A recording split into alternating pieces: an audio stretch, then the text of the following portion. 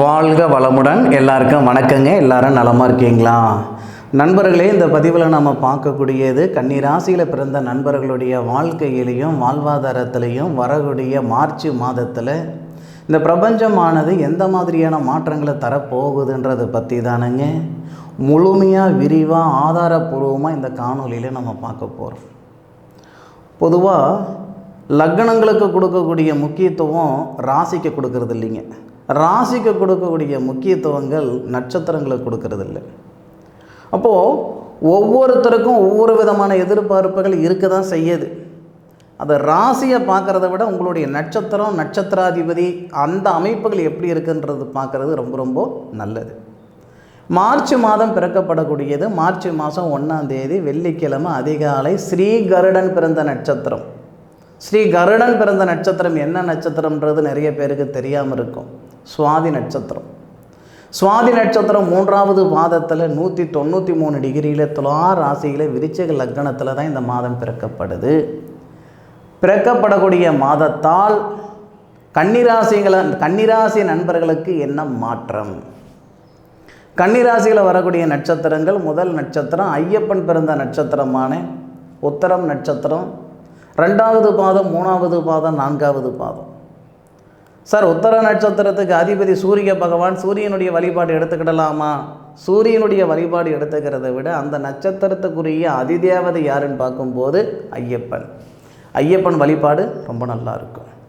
இயல்பாகவே உங்களுக்கு மற்ற கடவுளை வழிபடுறதை விட அந்த ஐயப்பனை வழிபடும் பொழுது மனசுக்குள்ளார ஒரு ஆனந்தம் நிச்சயமாக இருக்க தான் செய்யும்.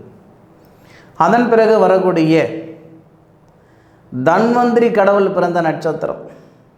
தன்வந்திரி கடவுள் பிறந்த நட்சத்திரம் தானுங்க அஸ்த நட்சத்திரம். பொதுவாகவே அஸ்த நட்சத்திரத்தில் பிறந்த நண்பர்களுக்கு நோய் எதிர்ப்பு சக்தி ரொம்ப அதிகமாக இருக்கும். நிச்சயமாக ரொம்ப அதிகமாக இருக்கும். நிறைய நண்பர்களுக்கு உதவக்கூடிய மனப்பான்மை, சோசியல் சர்வீஸ், சமூக சேவை, இந்த அஸ்த நட்சத்திரத்தை நண்பர்களை அடிச்சுக்கிறதுக்கு ஆளே கிடையாது. அந்த சமூக சேவையில் ரொம்ப பிரபலமானவங்க. சமூக சேவையே என்னுடைய பொழப்பு, என்னுடைய வாழ்க்கை நினைக்கிறவங்கெல்லாம் பார்த்திங்கன்னா ஒன்று அந்த அஸ்த நட்சத்திரமாக இருக்கும், இல்லை அந்த அஸ்த நட்சத்திரத்தில் குரு பகவானோ அல்லது சுக்கிர பகவானோ சஞ்சரிப்பார். இந்த மாதிரி ஏதாவது ஒரு தொடர்பு கண்டிப்பாக இருக்க தான் செய்யும். அப்போ அஸ்த நட்சத்திரம் கன்னிராசியில் 4 பாதம் இருக்குதுங்க. அதுபோக சித்திர நட்சத்திரம் அப்படின்றது செவ்வாயுடைய நட்சத்திரன்றது எல்லாருக்கும் தெரியும். ஆனால் அந்த சித்திர நட்சத்திரத்துடைய அதிபதி தான் செவ்வாய். அதிதேவதை யாருன்னு பார்க்கும்போது சுதர்சனர். சுதர்சனர் பிறந்த நட்சத்திரம் தானுங்க சித்திர நட்சத்திரம், 1வது பாதம், 2வது பாதம். ராசி அதிபதி புதன் ராசிக்கு 6வது பாவகத்தில் மறைவு ஸ்தானத்தில் இருக்குது. மாதம் தொடக்கம் அன்னைக்கு புதன் அப்படின்னு சொல்லக்கூடிய கிரகம் சதய நட்சத்திரம் 4வது பாதத்தில் 317 டிகிரியில் இருக்குது. 317 டிகிரியில் இருக்கிறது தப்பில்லைங்க. 12 குடையவரோடு சேர்ந்து, ஏன்னா புதன் கன்னிராசி நண்பர்களுக்கு ராசிக்கு அதிபதின்னு மட்டும் நம்ம சொல்லிட முடியாது. ராசிக்கு 10வது பாவகத்துக்கு அதிபதி, தொழிலுக்கு சார்ந்தவரும் அந்த புதன் தானுங்க. அப்போது ராசியாதிபதி, தொழில் ஸ்தானாதிபதி 6வது பாவகத்தில் மறையிறாரு அப்படின்றதே ஒரு சங்கடம். 12 குடையவரோட சேர்ந்து அஸ்தமனம் ஆகிறாரு.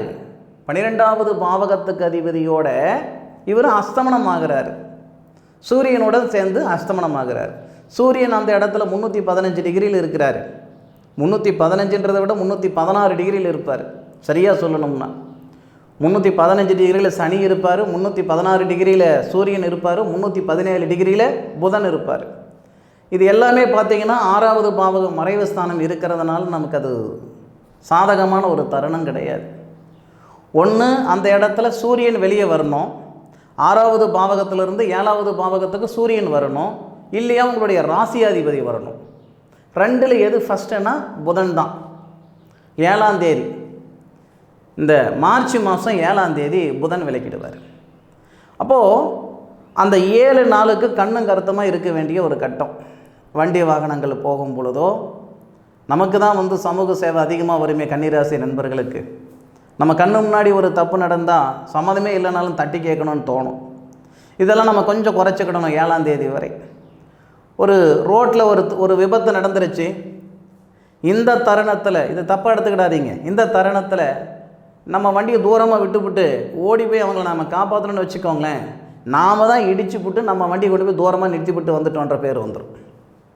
ஏன் அப்படின்னா, நம்ம ராசியாதிபதி பலவீனமாக இருக்கிறாரு, தொழில் ஸ்தானாதிபதி பலவீனமாக இருக்கிறாரு, 12வது பாவகத்துக்கு அதிபதி சூரியனுடன் அஸ்தமனம் ஆயிட்டார். போகாத இடத்துக்கு போனன்னு பேர் வந்துடும், செய்யாத தப்புக்கு செஞ்சன்னு பேர் வந்துடும். இருக்கிற பிரச்சனை சரி பண்ணுறதுக்குள்ளாரவே போதும்னு இருக்கிறோம். புதுசாக ஒரு பிரச்சனையை உருவாக்கிக்க கூடாதில்ல. அதனால் முடிஞ்சளவுக்கு இந்த 7 நாள் அப்படின்றது இந்த கன்னிராசி நண்பர்கள் கண்ணும் கருத்துமாக இருக்க வேண்டிய ஒரு தருணம், சூதானமாக இருக்க வேண்டிய ஒரு தருணம். தயவு செய்து என்னடா இப்படி சொல்கிறாரே இவர் அப்படின்னு நினச்சிக்கிடாதீங்க. நல்லது நடக்குதோ இல்லையோ, கெட்டது நடந்துடக்கூடாது இல்லை. இந்த 7 நாள் மட்டும் கொஞ்சம் சூதானமாக இருங்க. நண்பர்களுடன் சேர்ந்து ஏதாவது ஒரு சவகாசத்துக்கு போகிறதோ, இல்லை ஏதோ ஒரு விஷயம் நமக்கு தொந்தரவு வரும் அப்படின்ட்டு நம்ம உள் மனசு கண்டிப்பாக சொல்லும் பாருங்கள். ஒரு விஷயம் செய்யும் பொழுது செய்யலாமா வேண்டாமா மற்றவங்கக்கிட்ட கேட்குறத விட நம்ம உள் மனசில் யோசனை பண்ணி பார்க்கும்போது அந்த உள் மனசுக்குள்ளார ஒரு எண்ணம் வரும், முடியும் இல்லை முடியாது அப்படின்ட்டு. தயவு செய்து மனசு கேட்டு அது சரி இல்லை அப்படின்னா அந்த வேலையை இந்த நேரத்தில் செஞ்சுக்கிடாதீங்க. 7 தேதிக்கு மேற்கொண்டு பிரகாசமாக இருக்கும். ஏன்னா உங்களுடைய ராசிநாதன் அப்போவும் நீச்சம்தான் ஆவார், ஆனால் நீச்சத்துலேருந்து உச்சத்தை பார்க்குறாரு. அதுபோக 16ஆம் தேதி பிரமாதமாக இருக்கும். இந்த மார்ச் 16ஆம் தேதி புதனும் சூரியனும் உங்கள் ராசிக்கு 7வது பாவகத்தில் புதனாதித்ய யோகமாக இருந்து உங்கள் ராசியை பார்ப்பார். அப்போது இத்தனை நாட்களாக கிட்டத்தட்ட ஒரு 2 வருஷமாக 2.5 வருஷமாக பார்த்தீங்கன்னா கிணத்துல போட்ட கல் மாதிரி உழைப்பு மட்டுமே இருக்குமே தவிர உயர்வு இருக்காது, கஷ்டம் மட்டுமே இருக்குதே தவிர கஷ்டத்துக்கு தகுந்த பலன் இருக்காது. எதை சாப்பிட்டா நம்ம பித்தம் தெளியும் அப்படின்ட்டு ஒரு சில நண்பர்களுக்கு கண்டிப்பாக இருக்க தான் செய்யும். மார்ச் மாதம் 16ஆம் தேதியிலிருந்து மார்ச் மாதம் 31ஆம் தேதி வரைக்கும், அந்த 31 வரைக்கும் உழைப்புக்கு தகுந்த உயர்வோட, வாழ்க்கைக்கேற்ற வளர்ச்சியோட, நிம்மதி சந்தோஷமோட அருமையான வாழ்க்கை நீங்கள் வாழ்கிறீங்க. அதில் எவ்விதமான மாற்று கருத்தும் கிடையாது. இதில் முக்கியமான ஒரு விஷயம் என்னன்னா, புத்திர செல்வம் பெருகும். கல்யாணம் ஆகி 18 வருஷம் ஆகுதுங்க, 17 வருஷம் ஆகுதுங்க, குழந்தையே பிறக்காதுன்னு சொல்லிவிட்டாங்க. யார் யார் என்னென்ன சொன்னாங்க எல்லாமே செஞ்சு பார்த்துட்டோம். இது வரைக்கும் நாங்கள் பார்க்காத வைத்தியம் இல்லை, பண்ணாத பரிகாரம் இல்லை, போகாத கோவில் குளம் இல்லை, எங்களுக்கு குழந்தை பிறக்கன்ற நம்பிக்கையே எங்களுக்கு இல்லைங்க அப்படின்னாலும் இந்த தருணத்தில் உங்களுடைய ராசி அதிபதி, ராசிக்கு 12 கூடிய கிரகம், 12 கூடிய கிரகம் யாருன்னு கேட்டிங்கன்னா ஐன சுகஸ்தானாதிபதி, ராசிக்கு 7வது பாவகத்தில் இருந்து உங்களுடைய ராசியை பார்க்கக்கூடிய அற்புதமான தருணம். அதுபோக புத்திரகாரகன் அப்படின்னு சொல்லக்கூடிய கிரகம் யாருன்னு கேட்டிங்கன்னா சனி பகவான். சாரி, புத்திரஸ்தானாதிபதி சனி பகவான், புத்திரகாரகன் குரு பகவான். அந்த புத்திரகாரகன் அப்படின்னு சொல்லக்கூடிய குரு உங்களுடைய ராசிக்கு 2வது பாவகத்தை பார்க்குறாரு. ஐன சுகஸ்தானாதிபதினு சொல்லக்கூடிய சூரியனுடைய வீட்டை பார்ப்பார். சூரியன் குருவுடைய வீட்டில் இருப்பார். சூரியன் குருவுடைய வீட்டில், குரு சூரியனுடைய வீட்டில் பார்ப்பார். அதுபோக புத்திர ஸ்தானாதிபதினு சொல்லக்கூடிய சனி உங்கள் ராசிக்கு 6வது பாவகத்திலேயே இருந்தாலும் அஸ்தமனம் ஆனதுக்கப்புறம் 12வது பாவகத்துக்கு அதிபதி ஐன சுகஸ்தானாதிபதியோடு சேர்ந்து அஸ்தமனம் ஆனதுக்கப்புறம் உங்களுடைய ராசிக்கு 8வது பாவகத்தில் இருக்கக்கூடிய புத்திரகாரகனை புத்திர ஸ்தானாதிபதி பார்க்கிறார். இதனால் ஒரு மிராக்கிள் நடக்கும்.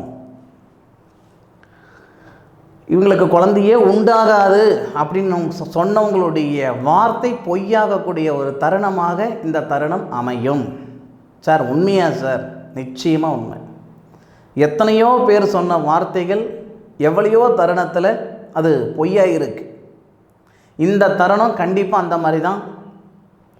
புத்திரபாக்கியம் நமக்கெல்லாம் வராது அப்படின்னு நீங்களே நினச்சிருந்தாலும் சரி, அல்லது உங்களை சார்ந்தவங்க நினச்சிருந்தாலும் சரி, கண்டிப்பாக அந்த வார்த்தையெல்லாம் தவிடு பொடி ஆக்கிடும். நிச்சயமாக புத்திர வளர்ச்சி பெருகும். அதுபோக நிறைய நண்பர்களுக்கு சொந்த வீடு வாசல் வாங்கணுன்ற ஆசை, கனவு, லட்சியம், எண்ணம் இருக்க தான் செய்யுது. கன்னிராசியில் பிறந்தவங்களே 10 வருஷமாக 12 வருஷமாக வாடகை வீட்டிலே இருக்கிறவங்க இருக்க தான் செய்கிறீங்க.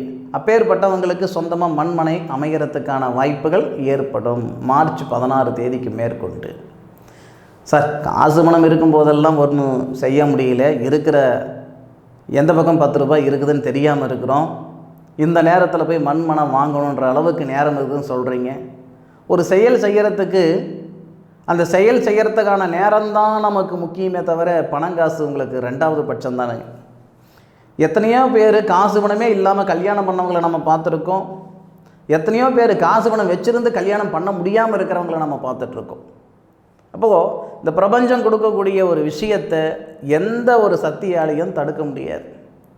கன்னிராசி நண்பர்களுக்கு 4வது பாவகத்துக்கு அதிபதி சுபஸ்தானாதிபதி 8வது பாவகத்தில் மறைவு ஸ்தானத்திலேயே இருந்தாலும் பரணி நட்சத்திரம் சொல்லக்கூடிய சுக்கிர பகவானுடைய நட்சத்திரம், சுக்கிர பகவானுடைய நட்சத்திரத்தில் குரு இருந்து சுக்கிர பகவானுடைய வீடு உங்கள் ராசிக்கு 2வது பாவகத்தை பார்க்குறார், தனஸ்தானத்தை பார்க்குறார்.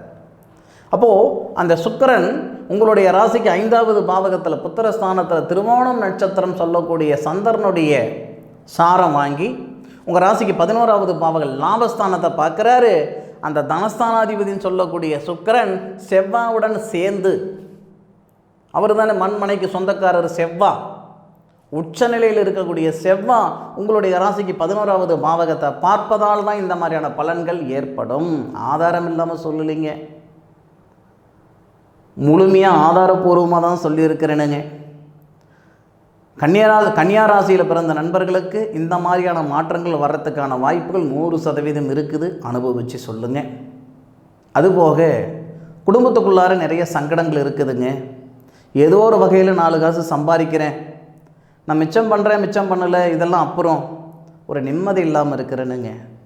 நெசமாக கணவன் மனைவிக்குள்ளாரையோ அல்லது மற்றவங்களாலேயோ பலவிதமான சங்கடங்கள் இருந்துக்கிட்டு இருக்குது. ஏன்டா இருக்கணும், எதுக்கடா இருக்கணுன்ற மனநிலையிலலாம் நான் இருந்துக்கிட்டு இருக்கிறேனுங்க. என் பிரச்சனைக்கு ஒரு தீர்வு கிடைக்குமா அப்படி சங்கடப்பட்டுருக்கிற இந்த கன்னியாராசி நண்பர்களுக்கு உண்மையிலேயே சொல்கிறேனுங்க, குடும்ப ரீதியாக இருக்கிற சங்கடங்கள் சரியாகும், உடல் ரீதியாக இருக்கிற சங்கடங்கள் சரியாகும். 6 வருஷமாக தலைவலி இருக்குதுங்க, எவ்வளோ மருத்துவம் பார்த்தாலும் எங்களுக்கு நல்லது நடக்கலை அப்படின்னாலும் இந்த தருணத்தில் உடல் திரேகத்தில் இருக்கிற தொந்தரவுகள் நிச்சயமாக சரியாகிறதுக்கான வாய்ப்புகள் கண்டிப்பாக கொடுக்கும். சரியாக மார்ச் 16ஆம் தேதியிலிருந்து 16, 17 தேதியிலிருந்து மார்ச் மாதம் 30, 31ஆம் தேதிக்குள்ளார நிறைய மாற்றங்கள் இந்த கன்னியாராசி நண்பர்களுக்கு வரப்போகுதுன்றதில் உண்மையிலேயே எவ்விதமான ஒரு மாற்று கருத்து கிடையாது. நல்லது நடக்கும், நல்லது மட்டுமே நடக்கும். படிச்சிருக்கிறேனுங்க, படிப்புக்கு உண்டான உத்தியோகம் அமையலை, தொழில் ஸ்தானாதிபதி பார்வை நம்ம மேலே படுதில்லை, அப்போது படிப்புக்கு உண்டான உத்தியோகம் கிடைக்கும். அரசாங்க உத்தியோகத்துக்கு போகணும்னு முயற்சி பண்ணிகிட்டு இருக்கிறேனுங்க, இராணுவத்துக்கு போகணும்னு முயற்சி பண்ணுறேனுங்க, 2 முறை போயிட்டேனுங்க, 3 முறை போயிட்டேனுங்க, இதுதான் கடைசி முறை, இந்த செலெக்ஷன் இதில் நான் செலக்ட் ஆனால் மட்டும்தானுங்க என்னுடைய ஆசை நிறைவேறும், இப்படியெல்லாம் சொல்லக்கூடிய வருங்கால இராணுவ வீரர் அந்த நண்பர்களுக்கு, கன்னியாராசி நண்பர்களுக்கு இந்த தருணத்தில் இராணுவத்துக்கு முயற்சி பண்ணால் கண்டிப்பாக கிடைக்கிறதுக்கான வாய்ப்புகள் உண்டு. அதுபோக காவல்துறையிலையும் வெற்றி காண்றதுக்கான வாய்ப்புகள் கண்டிப்பாக இருக்குது. கலைத்துறையில் இருக்கக்கூடிய அந்த கன்னியாராசி நண்பர்களுக்கு சுக்கிர பகவான் லாபஸ்தானத்தை பார்ப்பதால் நீங்கள் இதுக்கு முன்னாடி இருக்கிற இடம் தெரியாமல் இருந்தாலும் இந்த தருணத்தில் 100% உங்களுக்கு ஒரு சான்ஸ், ஒரு சந்தர்ப்பம் கிடைக்கும். யாராக இருக்கட்டுங்க, ஒரு சந்தர்ப்பம் இருந்தால் தானே அவங்கக்கிட்ட என்ன தகுதி இருக்குது, என்ன திறமை இருக்குது அப்படின்றது வெளிக்காட்ட முடியும். அப்போது இந்த பிரபஞ்சம் நமக்கு கொடுக்கக்கூடிய அற்புதமான தருணம் தான் இந்த மார்ச் மாதம். மாற்றங்கள் நிறைந்த ஒரு மாதமாக இந்த மார்ச் மாதம் வரப்போகுதுன்றதில் எந்த விதமான ஒரு மாற்று கருத்து இல்லைங்க. என்னுடைய காணொலியை முழுமையாக பார்த்ததுக்கு மனசிலிருந்து மனமார்ந்த நன்றிகளை சொல்லிக்கிட்டு மீண்டும் அடுத்த ஒரு அற்புதமான தருணத்தில் உங்கள் அனைவரையும் சந்திக்கும் வரை உங்களிடமிருந்து விடைபெறுவது உங்கள் வீட்டு ஜோதிட நண்பனான மா காளிதாஸ் மணிகண்டன். திருச்சிற்றம்பலம். வாழ்க வையகம், வாழ்க வளமுடன்.